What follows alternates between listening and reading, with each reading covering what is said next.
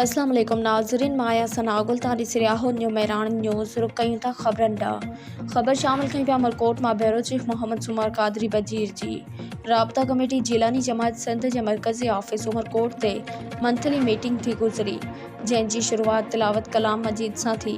तिलावत मौलाना असगर अली कादरी कई।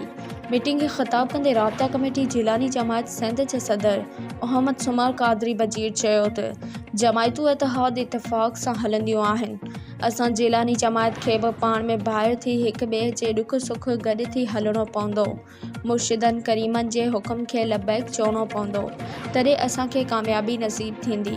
मीटिंग में असगर अली समो, अब्दुल हादी समो, आदिल अनवर आरिसर, लाल मोहम्मद आरिसर, मोहम्मद इस्माइल सोरंकी, मोहम्मद सिद्दीक नोहड़ी, फतह अली राजर, लियाकत सांद, खैर मोहम्मद चाचड़, खलीफो जमालदीन आरिसर, जाहिद आरिसर, कामरेड अशरफ मंगरियो, अली अकबर बंगलानी, अयूब नोहड़ी, दीदार हुसैन सोमरो, सादिक सोमरो, मोहम्मद रमज़ान, गुलाम मुस्तफ़ा उन्नड़, सद्दाम हुसैन नोहड़ी, हमीर बजीर काफ़ी तादाद जमायत शिरकत कई।